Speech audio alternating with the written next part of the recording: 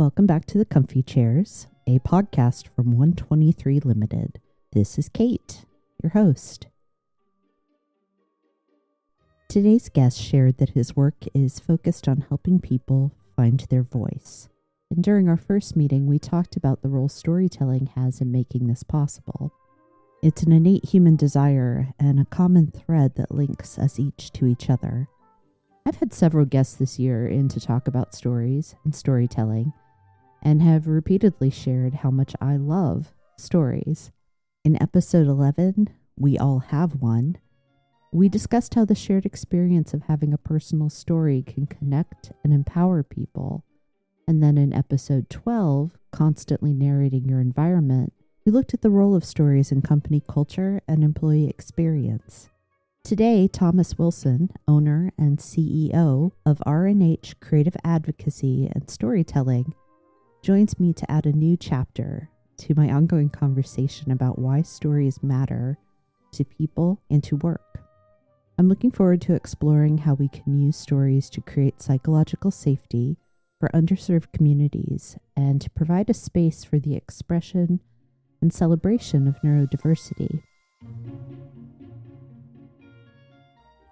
Welcome to the Comfy Chairs, Thomas. Thank you so much for joining me. As we've talked about, I like to let my guests introduce themselves, so let's take a moment for that. Hi, I am Thomas R. Wilson. I am a storyteller, event facilitator, business owner, um, advocate, writer. Your list goes on and on and on. I always like to tell people we don't have enough time for me to say absolutely everything I do. But I am someone who believes very strongly in the power of sensory friendly settings, as well as storytelling to be able to empower and help underserved communities, but communities all around the world, whether or not they're underserved. And I am also a big believer in the power of giving people voices and helping them to use them. With that, that is the heart of my work, as well as emphasizing the mentality that empathy needs to be in leadership more. We need to lead through it, and we need to focus on it. And we need to also live that as leaders and not just say it. Can't agree with you more. That is definitely one of the cornerstones of the work I do as well. And what I hope is clear in the conversations on this podcast, that empathy is beyond important for everything we do. I always like to do some research. I love when I talk to other small business owners to go to your website, read what I can about the organization and your services. And what I found in my research for today was the mission for R&H Creative Advocacy. And you've got that listed as to advocate through shared storytelling that embraces mental health and world culture and builds up the world around us with love and compassion. Yeah, so definitely echoing that idea of care, empathy, compassion. But I'd like to take a little bit of time here at our start, Thomas, to unpack that mission, because I think there are, one, I want to understand it better, but also to start our conversation focused on those pillars of advocacy and compassion. So let's start with shared storytelling. What distinguishes it from other forms of storytelling? So I love that question. So it's not, I think when a lot of people they think storytelling, it's often one person speaking to a group or Mm-hmm. talking, and people are there to listen. What I love about the idea of shared storytelling, especially as it evolves, is that it is not just the speaker who is telling the story, it's not just someone listening, it is an active participation of ongoing communication that involves everyone in the group. Um, there are so many ways to define it other than that, but the thing that I will focus on in my work is going back to that idea that I'm not the only one talking. I'm not the only one Mm-hmm. telling a story. It is opening up opportunities, it is encouraging participation, it is honoring what is said. And in so many ways, it is the focus that often the main person telling the story is actually one of the few people who talks the least.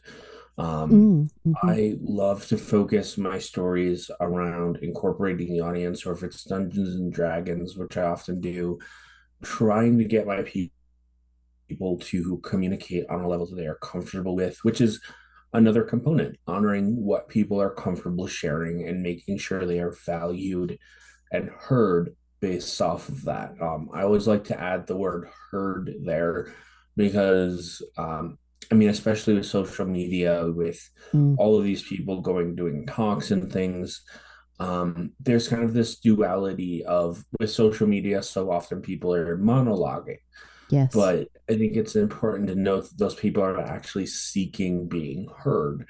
And so many other mediums and so many other media, the end goal is for the people telling the story to be heard, whether they're actors or otherwise.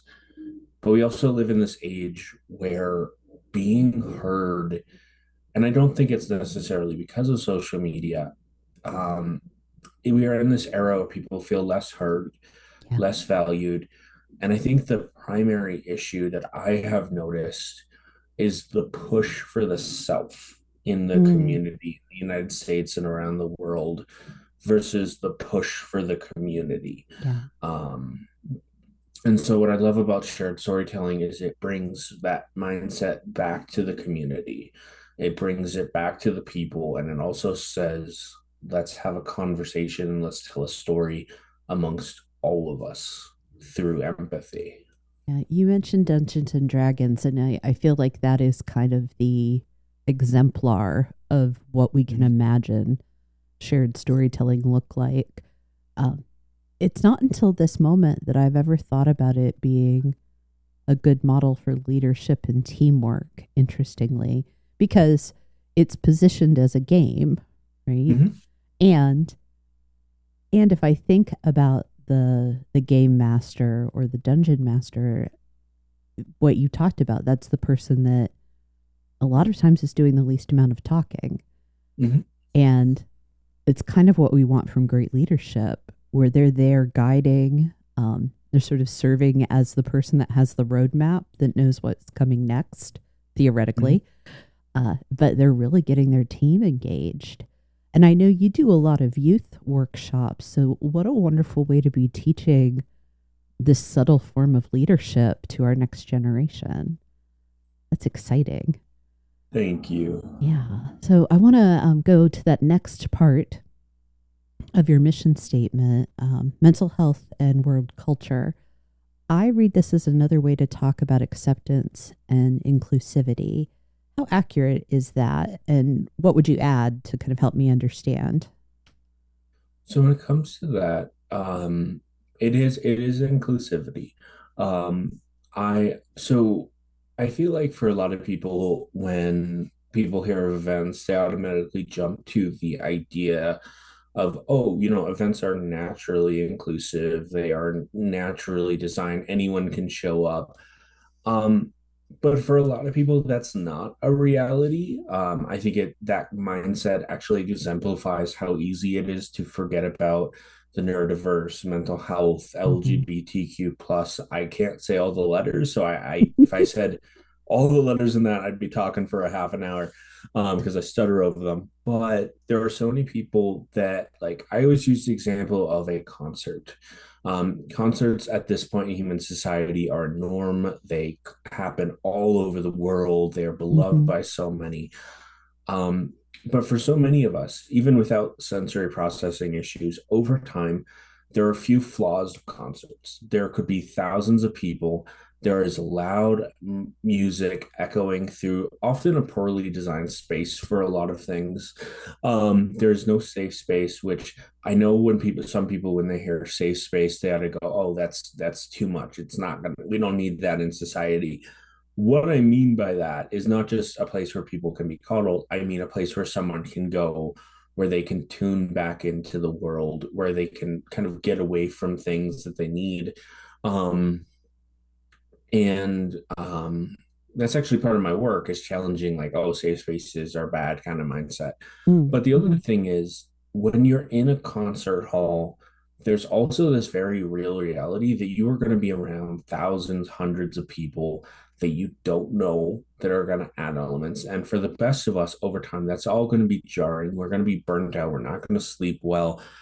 And so when I talk about the mental health community, the neurodiverse community, I try to illustrate it as think of people who would walk into a space and that music kicks in and immediately their brain starts to shut down. Like they can't think, they can't process, Hmm. or they become distinctly overwhelmed and they're trapped in a space with hundreds or thousands of people they don't know. They don't feel safe. They want to get out, but they're so overwhelmed they can't navigate the city well. They can't navigate the building itself Okay. well. There may not be good accessibility features like wheelchair ramps all over the place or working elevators. That person is trapped in a space where they want to be, but they can't actively participate. They can't process fully. They can't get help because someone isn't there to guide them somewhere where they can decompress. That immediately becomes a safety issue, not just for the person experiencing it, for the concert hall, the people around. Maybe if they try to get a lift, they can't navigate the app well. And it's really boils down to a human component of this is not something that works well for me. And I think as human beings, we can all understand and appreciate those moments. So when I say working with the mental health or other communities, my work really focuses on how can we stop that from happening? How can we help make this a success? Even if it's 10 people, how can we make it a success? How can we help those people break down those emotions? And how can we make sure that when they walk in, they know they have a place to go? They know that they're going to be treated with respect. Noise levels aren't going to be too much. And people are going to know that they have someone they can rely on. And again, there may be some people think, oh, that's just too much, that's overly complicated. But the reality is, it's not a political or a social thing, it's a human Hmm. experience. And as we learn more and more about mental health and learn about the or neurodiversity, learn about this rapidly growing because people are getting like section of humanity, this is going to be the way that a lot of things are going to move. And for people to have the foundations where they are in their community, they can then eventually transition to a concert. So it's all about addressing that human aspect, that Hmm. accessibility aspect, no matter the diagnosis or lived experience, because we as human beings have a right, no matter what we live with or are diagnosed with, to have the best access to our communities. Yeah. We're kind of naturally uh, going into the building with love and compassion. And I like the concert metaphor or the example of a concert because it is something that so many people experience. There's so many different types of concerts as well. I Mm-hmm. had to chuckle when you said, not the best sound systems or places that are designed for that. My husband and I went to a concert, a show a couple of weeks ago that was in an old church building, which theoretically, has this acoustic structure. But for the type of music that was being played, it was frankly for me, as an introvert, as somebody that likes quiet over noise, it was a little overstimulating as much as I enjoyed it. But it got me thinking about we talked about shared storytelling. We're kind of getting in the space of shared responsibility as well because, I chose to go to this concert that I knew Mm-hmm. could be loud. I didn't know how many people would be there. And so I have responsibility for that choice. But wouldn't it be nice to have more information? Like if I make a choice to go to a heavy metal concert, of course it's going to be, loud and raucous and wildly stimulating. That is the environment. Do I have the information beforehand to prepare myself? I'm curious, does that type of like sharing the responsibility for informing and equipping people, is that what you're talking about when you think about accessibility? So that is definitely part of it. Okay. In that, like I truly believe that any event should have preface of what you can expect and how. Um, but another thing to add to it, I would say, kind of developing on that idea of shared responsibility is also the idea, um, and I think this is something that a lot of people don't think, and there's a lot of communities that are adopting this. But I think shared responsibility also goes into how events set up their events in modern day. Okay. Like I've seen so many town things, they have like a sensory space for people to go, Mm. and a lot of conventions nowadays will have a room where people can decompress. Um, and for me, when I'm doing my work, that I was trying to make sure I have that designated space. Going back to that though, when we think about how long we have as a society just assumed that these spaces aren't needed, or that there's this, if someone needs a space, then they're just out of luck. Within shared responsibility, there is also, in my honest opinion, just a rudimentary basic responsibility of acknowledging and appreciating human beings and our shared experiences. Um, and so one of the things that I found within that, and it does falter in a lot of spaces, is understanding just basic human expectations of what a space is going to be. Mm, mm-hmm. I've seen so many more businesses and all these things incorporating these, but and making sure we can honor them, we can treat them, but also in accessibility, it's also who we have at the event. It's how the space is set up. It's also looking at this idea of how can this person process the emotional, mental, spiritual, um, even just like in that moment, panic level. Mm-hmm. Um, it's and I say that because I'm a big advocate that accessibility needs to be expanded beyond just physical. Like for so Mm-hmm. long, we've just thought wheelchair ramps and things like that. Um, but it's also having safety plans. It's having ways for people to process things. It's having suggestions. I know, so I recently went to the art museum in Denver where I'm near, and so they knew right off the bat that they had bad lighting in some spaces. They know that they have lots of people. And I personally have a variety of migraines. The worst kind Mm. so far has been vestibular migraines, where I Ooh. get deeply dizzy. If people don't know what that is, I have a hard time walking after a while. Yeah. The rooms start to spin. But what I saw, for at this art museum, I wish I had known about it sooner, was they had blinders for people to help with the lighting. They had safety rooms. They had sunglasses to help people. And I will say, as someone, that was deeply encouraging, because the lighting of these art exhibits is one of the hardest things to deal with. Like this idea that lighting between different rooms can really impact someone. And so for me, that is an acceptance of the general consideration that people can give in the realm of accessibility.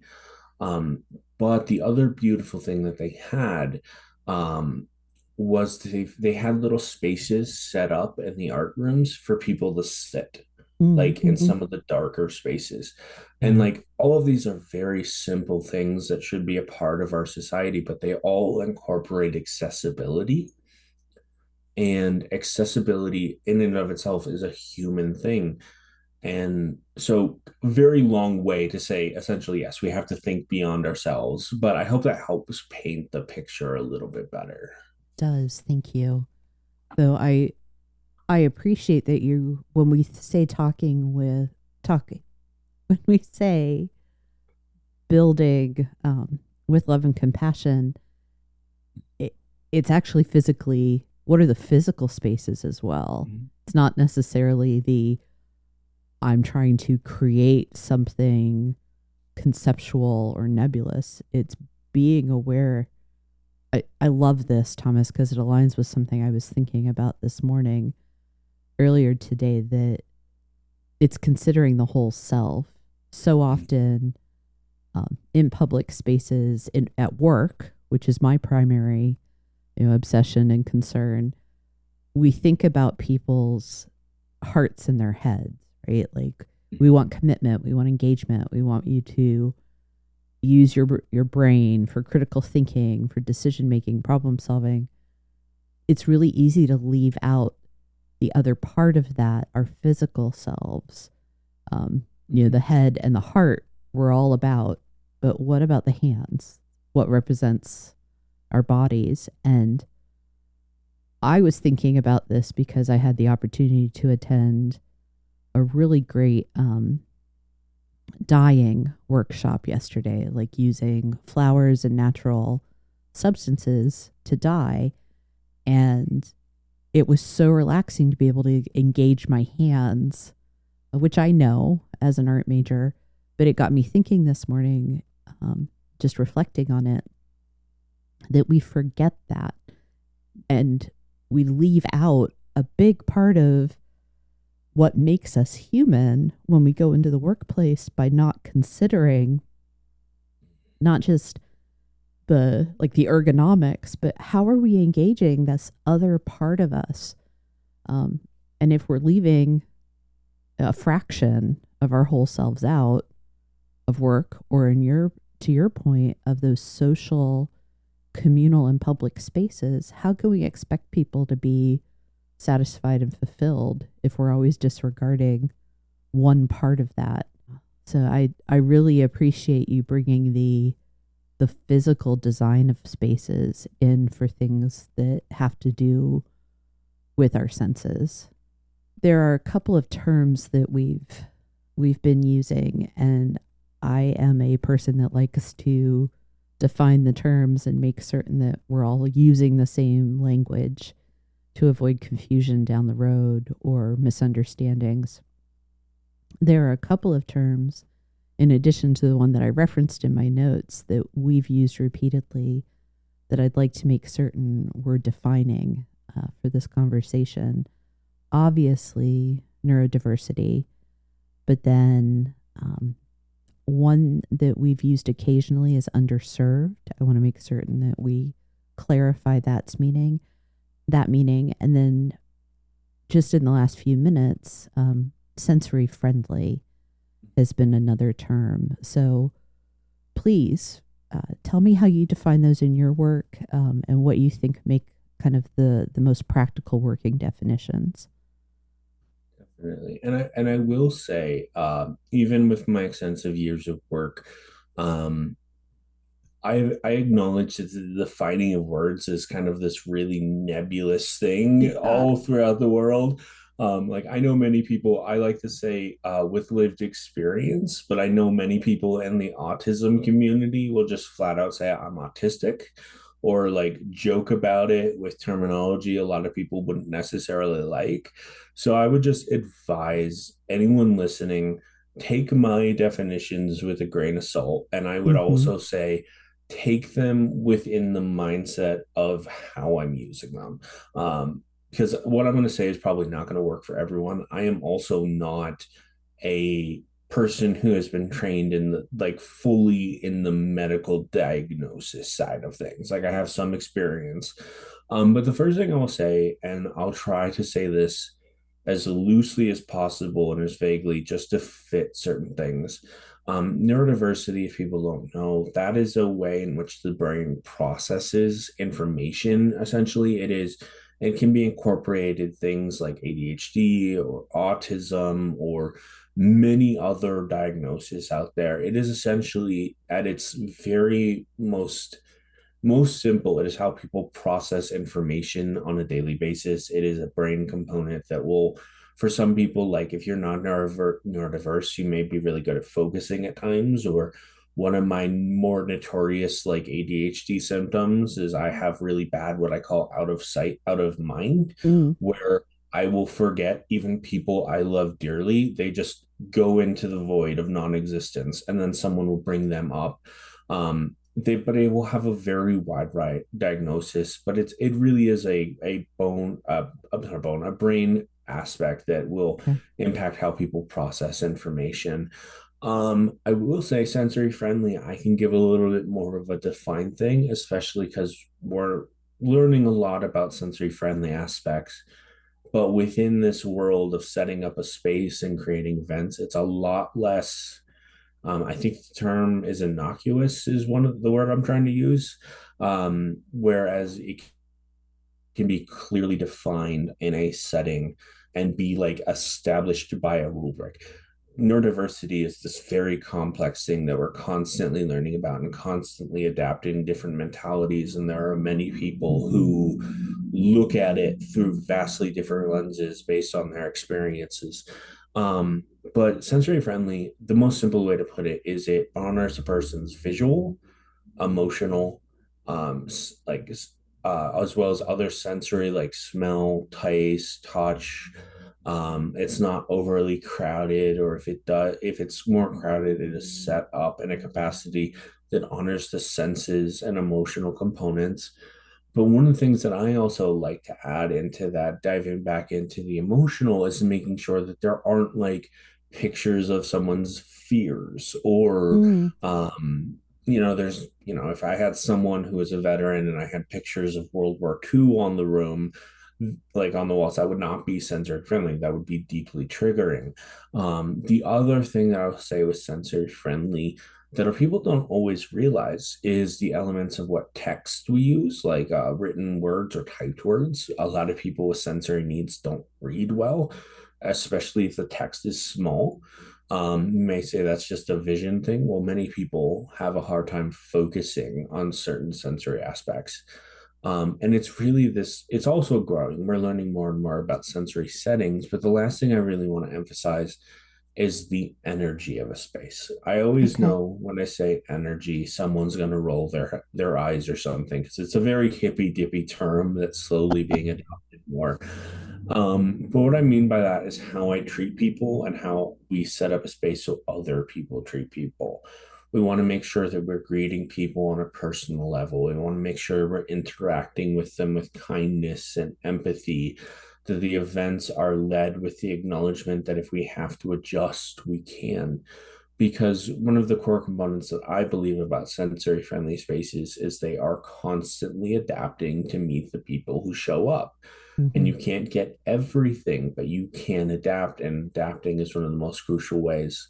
And then there was one other word that you had said, and I want to Underserved. underserved. That's another one. I know many people who don't like the term underserved. I know many people who do. Again, language is a very complex thing. It's part of the reason I love to write. I love to talk. It's constantly evolving. Um, what that means, to put it again, maybe overly simply, I would think of communities that are impacted by a societal or emotional or cognitive need that most people would not think of during their day or may not want to work with. So I often reference the neurodiverse community as underserved. That Hmm. is because, while there are many people coming into the field to work with them, there are many people who just think it's too much and they cannot do it. And that's okay. We have to honor people. But there's also people who refuse to accept neurodiversity as a thing, refuse to accept that those people need help by providing programs. There's also a wide variety of components like mental health or certain LGBTQ plus community members, who have societal or economic issues. And so to really round it out, these terms of underserved, I use them to illustrate communities that need more support, that need more good people doing the work, but they just are either understaffed or do not have enough resources readily Hmm. accessible. Yeah. I don't know that I want to necessarily go down this particular path because of how complex it is, but it sounds like historically disadvantaged Mhm. in some form or another, and being Mhm. aware of that. So I'd like to kind of go through and make certain I can paraphrase and I've understood the way you're making use of these. And yeah, definitely this is for our purposes, for the purpose of your work. These aren't necessarily the medical, technical, Mhm. even socio-political formal Mm. definitions of them. So, neurodiversity, it helps us to capture and understand the differences in individual brain processing of information. And that can include, and this is kind of a constantly changing landscape, folks with autism, ADHD, uh, various mental health conditions. Um, I'm guessing like the kind of the rise in the understanding of people that are highly sensitive. Mm. Um, that is sort of the net that covers it. And that tends to be more with like a formal diagnosis, correct? But also understanding that everybody probably has something that we're bringing along with us. Yeah. So part of the reason a lot of people don't think neurodiversity is a thing is because the net is so wide. Like there are people Mm-hmm. that just they have their own bias towards neurotypical and neurodiverse. It has been a historical thing that's been an Yeah. issue for a very long time. There will always be people on other sides of that. But yes, I would say that. And again, like I said, I'm very much, for the audience, just to restate, I am not giving a medical diagnosis, No. nor am I going to serve as someone's doctor and be like, go out and do this, medically Mm-hmm. speaking. Same. Um, Same here. yeah. I'm learning more and more. Those clarifications are so important. But yeah, that is how I Mm-hmm. would describe it on a very simple level. Yeah, I think it's such a fine line, isn't it, that we want to acknowledge that, uh, quote, normal, unquote, uh, is not as normal as we were led to believe, while also not minimizing Hmm. certain conditions and diagnoses that people have. Hmm. There's a difference between us all being unique and people that have, whether it's genetic or other circumstances that make them outside of what we have said is normal.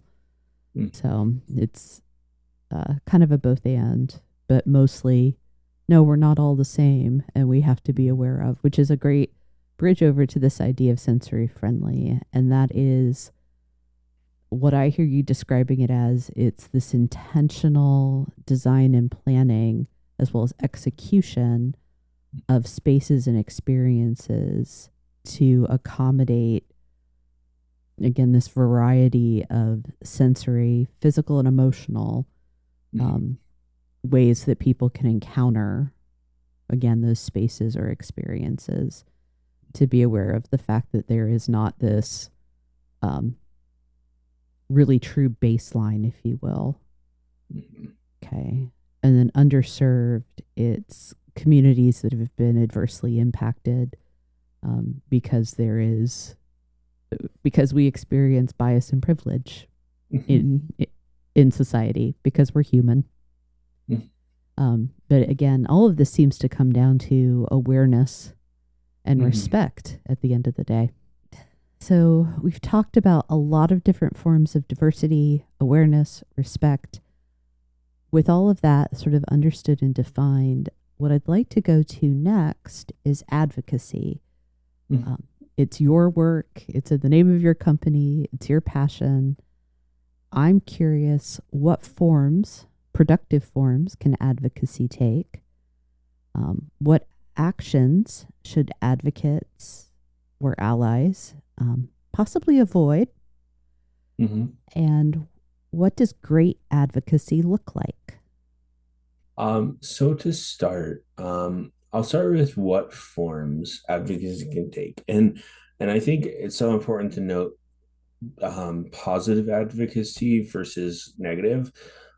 Just because I'm a big believer that all behavior is communication and we need to understand that in and of itself, but not all behavior is good or conductive to society. And so I am someone who believes very strongly that the most powerful advocacy is peaceful advocacy. I am not someone who is ever going to endorse someone to go out into the world and riot or call for violence. Mm, I've experienced some very intense violences through my life. And having that knowledge and that experience has taught me very much to work to be very peaceful and very kind to people. Um, so I'm a big believer that peaceful advocacy is best. I would also say when it comes to advocacy in all its forms and how it can be taken, um, I would say advocacy realistically can be just about anything. There is so much going on in the world, especially I was at a training for an advocacy once, and this was at a time when there was a lot going on before COVID. And it has forever shaped my mindset towards how advocacy works, but also how human behavior works, which was essentially I'm not going to name what was going on just for the sake of being kind and considerate to all people. They basically said, you know, if X, Y, and Z wasn't occurring, we would not have as ample opportunity to do the work as we do now. And so, in my mind, what that shaped is the best advocacy is seeking out the work that needs to be done in peaceful and Mm. like wise, like actively wise ways to empower people during times of great distress.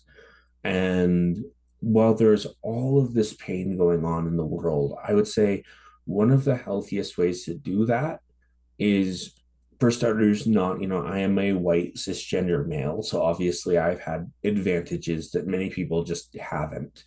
That doesn't mean I have not had a hard life. I have had a very hard life. But I think a lot of advocacy starts when we start with the communities in need. We move our ego aside and start going, how can we help other people? How can we heal this wound that needs to be healed?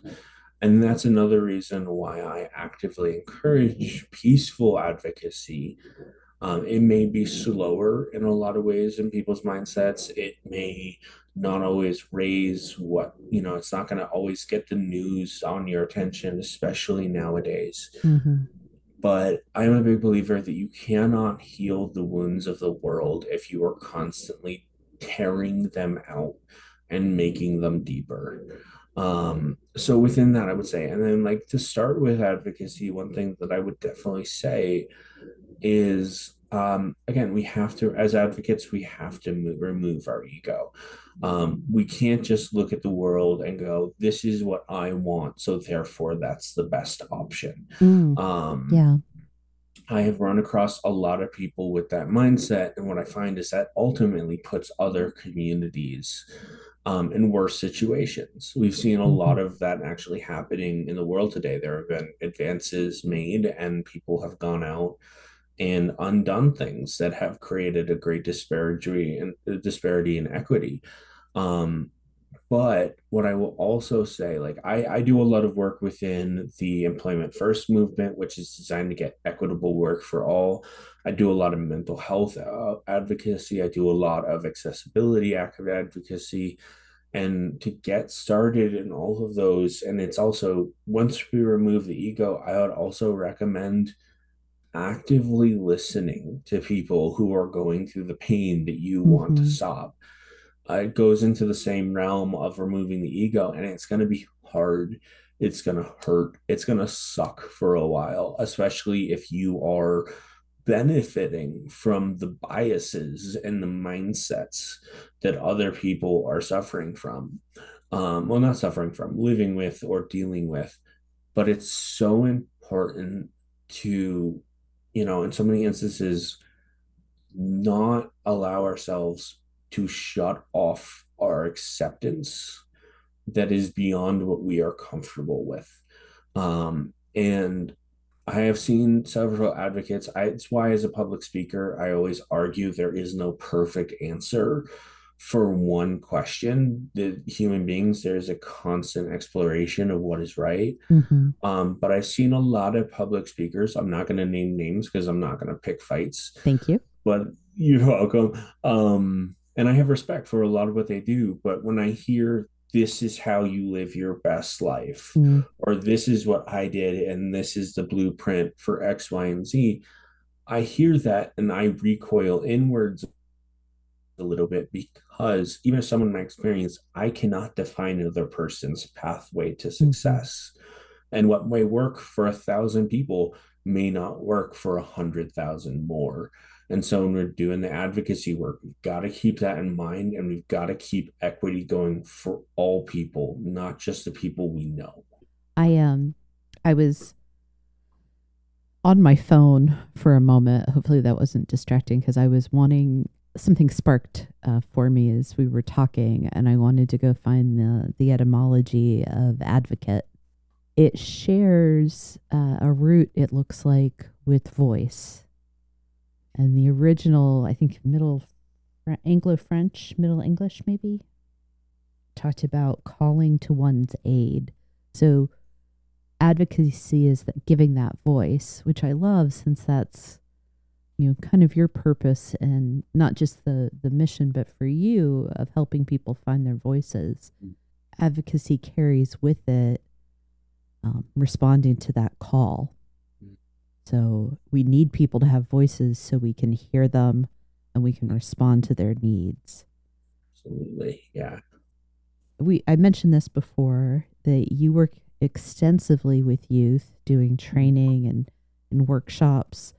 Um, Love that you work in that space with something like Dungeons and Dragons, so it makes it fun and maybe less intimidating. You know that I'm dedicated to supporting leaders. That's where my passion sits. So naturally, I want to ask your opinion and then talk about the lessons that people leaders can take away from our conversation when we think about compassion, intentional building of spaces and experiences, advocacy. What are the takeaways for leaders? So a big thing, and I've said this several times, I always encourage, I always encourage empathy, act with empathy. And I'll be honest with you, as someone, especially with the community I work with, like just to be transparent, there are moments I have to remind myself of that. Like, I do not get to be mad at someone because they are processing what I'm saying wrong or Mm-hmm. other things. I actually love the saying that at least I think I came up with, which is just because someone doesn't understand doesn't mean it's their fault. I love to say that Mm, on a regular basis, especially working with the communities I do, because so often, and I think this is true in the workplace with many leaders, staff, all of it, like many people want to understand, they want to succeed, but they may have a neurodiversity or mental health component. They may get distracted for a moment. And so the other thing I would emphasize is please have a strengths-based mentality. yay. That does not mean you have to encourage every single thing your employee or your staff or your friend or your community does, especially if it's like it's hurting someone. But there is this real power in instead of going, I like this. Here are the 15 things that you need to work on, and then really digging that into someone. You can say, here's what we did, but here's a game plan where we can make it better. We can support one another and we can make sure we are all a success.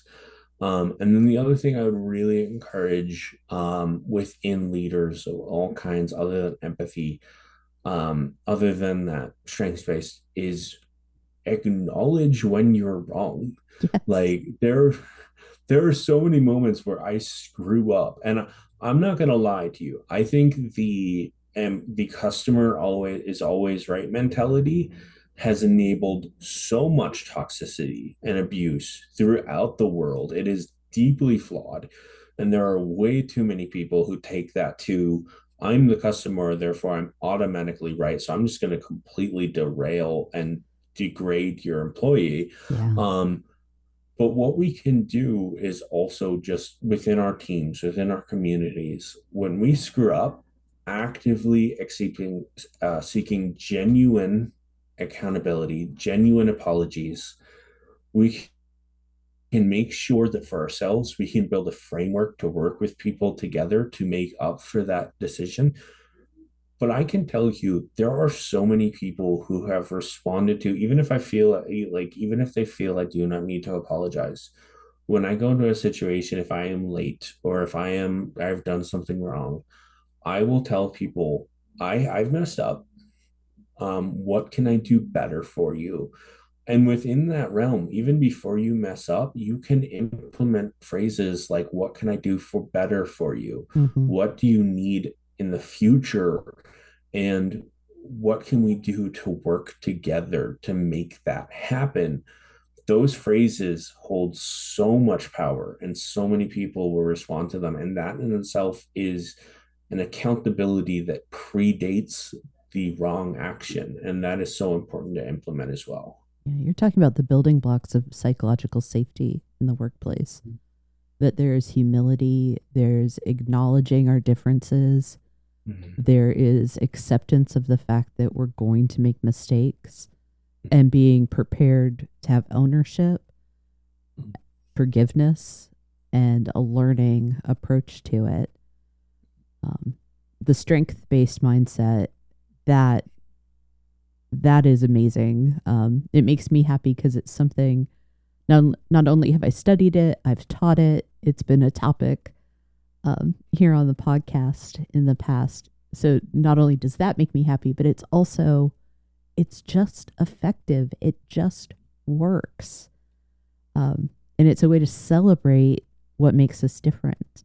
Because if we all have the same strength, it's like everybody rowing on one side of the boat. We're not going to move forward. So we want diversity in all of its various flavors and colors and expressions, because that's what produces great outcomes at the end of the day. So, as a way to kind of end where we began, I mentioned some of the research that I did. I found your blog while I was getting ready. Um, and it looks like you use that space to provide, and you use it to provide daily sensory friendly motivation for your readers. I would like to share one entry that really resonated with me. And if you're at the end, and this was just from August 31st of this year, 2024. Today, may you find the kind of quiet places where silence rests, calm resides, and where you can settle into simple serenity. Thomas, something that your blog taught me very quickly and clearly is that kindness can infuse our traditional workplace concepts like motivation, like productivity, and make them not only more accessible for some, but more appealing for all of us. I really appreciate that.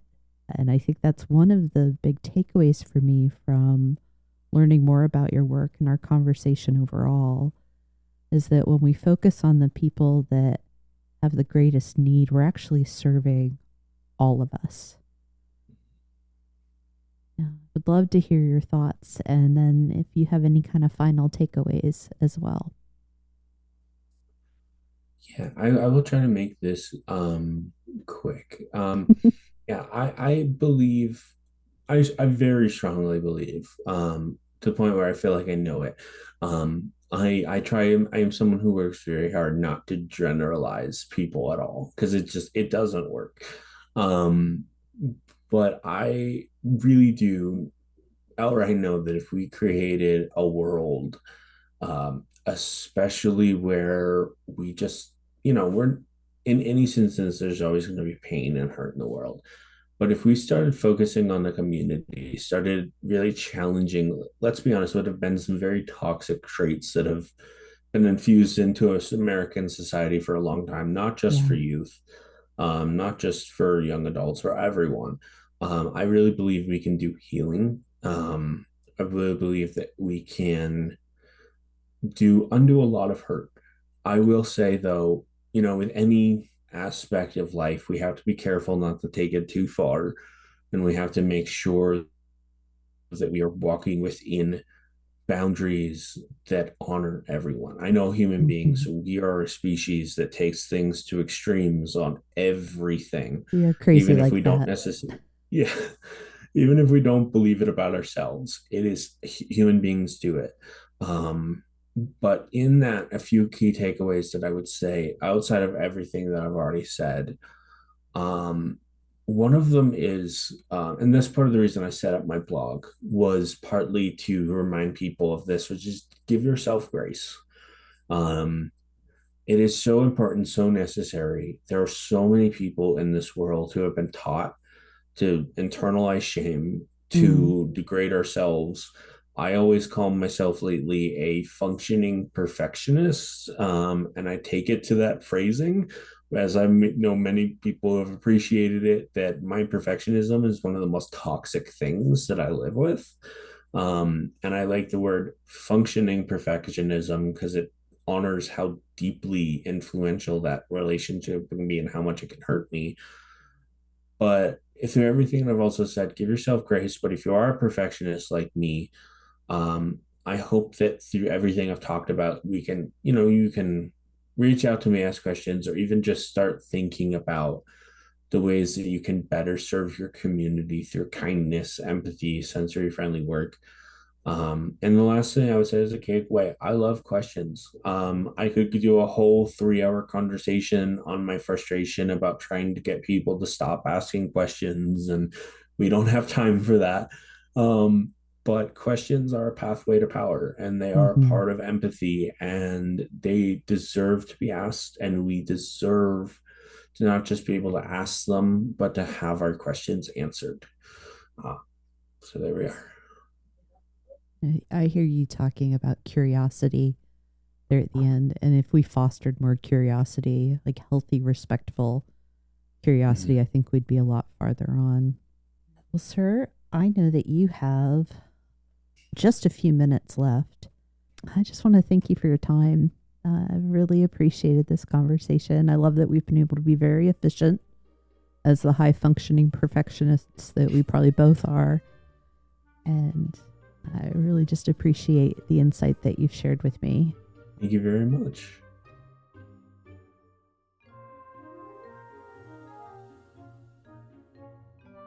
If you enjoyed this episode and you'd like to support the podcast, please subscribe, leave a rating or review, or share it with others. You'll find Comfy Chairs updates and other thoughts on leadership and learning on Instagram at 123 Limited. That's ONE23 LTD.